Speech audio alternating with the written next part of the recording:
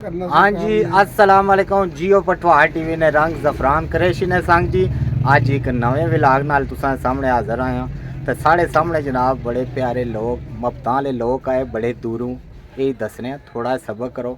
साढ़े नाल जनाब मौजूद हैं अदबी शख्सियत मोहम्मद मुनीर खोकर साहब, उन्होंने को जनाब कुछ पूछा। अस्सलाम वालेकुम खोकर साहब। वालेकुम अस्सलाम जी कुरैश साहब। क्या खास गल सी अज बुलाया है जनाब? कुरैश साहब गल है भई अज ना जड़ा दौर है, अगर कोई बंदा किसी को इतने दूर तू चल के आना तो ये उस बंदे की खुशकिस्मती होनी। ये तो बड़ी गल है जी।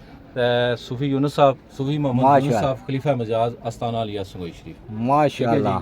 ये जनाब पिंडोर आज़ाद कश्मीर तो साढ़े कोल तशरीफ लाए गुजर खान ये उर्स ने सिलसिले आस्ताना अलिया संगोई शरीफ हजूर चमी अली सरकार ना उर्सा उस सिलसिले च ना उतों मतलब बर्मिंघम तो पाकिस्तान आए यूके तो उसने शिरकत की तो हुण इन्हां साढ़े की खिदमत का मौका दिता। ये मुलाकात ने एक बहाना है। तो सूफी साहब जनाब ये तको ना जी बस कटा जनाब अली इन्हां ना बड़ा पसंदीदा लिबास है, ड्रेस है। तो इस सिलसिले असां कोले गुजर खान काफ़ी टाइम तो अशने मुलाकात होनी खिदमत का मौका साढ़े अस सादतमंदी तो नाल जड़े वो मोहम्मद याकूब नौशाही साहब ये भी आल मुकीम यूके, ठीक है जी। इन्होंने बड़े भाई है तो ये मेरे बड़े भाई है चौधरी मोहम्मद नज़ीर साहब आल मुकीम यूके माशाअल्लाह फ्राम बेवल मोड़ा नग्याल। सारे जनाब सिलसिला कादरिया नौशाहिया दरबार आलिया सुंगोई शरीफ ने मुरीद हैं, जितने हजरात खड़े हैं। असा जनाब गए खोखर साहब आने भाई सूफी और की कपड़ा जड़ा गुजर खान ना बड़ा पसंद है। असा ने पीरो मुर्शिद की ये लोग भी बड़े पसंद सन इतने ने एक कपड़ा ही नहीं पसंद किया बल्कि इन्होंने लोगों की भी आपने पसंद किया।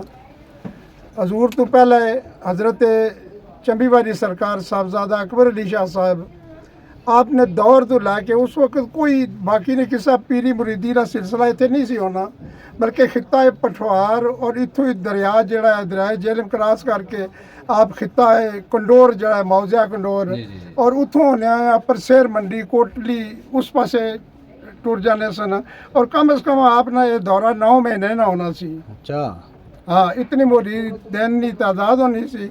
और अज इस कारज 10 बंदे ने तो अगले कारज 20 हैं, उस तो अगले जाने न तो 50-100 है।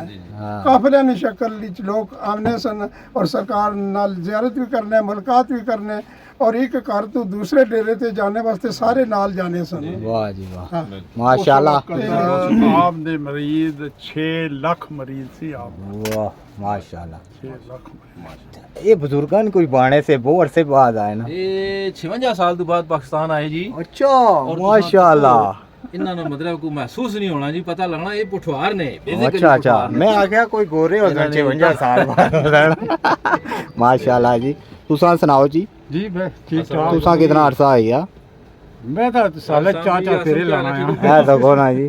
खोकर जी कितनियां वास्टां हो गईयां? सारे वास्टां नहीं बनवाइयां ऐसा बेसपोर्ट बनवाए। अच्छा कोट है कोट जिसमें रूल में कोट है 3 कोट जड़े वो इटालियन च तो माशाल्लाह उस्ताद अब्बास साहब जड़े मतलब बड़ा साढ़ा जड़े साढ़े मेहमान अच्छे उन्होंने बड़ा कंप्रोमाइज़ करना है, बड़ा तावन करना है। अच्छा ठीक है।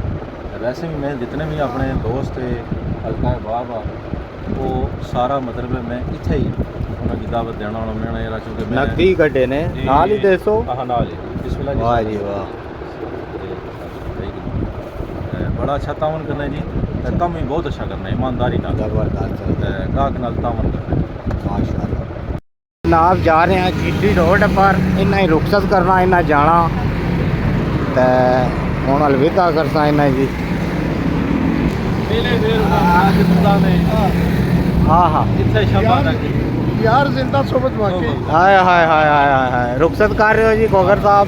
करम कर देसी जरूर एक दिन वाह है पर करम दी पूरी तफसीर नौशा माशाअल्लाह। अखां डुबदे फल पार जाने बेआसियां दा दस्तगीर मौशा माशाअल्लाह बादशाह मालक खजानियां दा है अमीर नौशा ते फकीर नौशा केड़ी गल दा गम महबूब तैनू तेरा मालक ते वारिस है पीर नौशा। माशाअल्लाह माशाअल्लाह माशाअल्लाह जी। बड़ी खुशी हुई जी मुलाकात करी, पहली दफ़ा मुलाकात हुई। बहुत अच्छा लगा मुलाकात करके। और जैसा कि मैं आगे भी अर्ज़ की है कि असा की इस धरती का बड़ा प्यार है। वाह पटवार नाल माशाअल्लाह।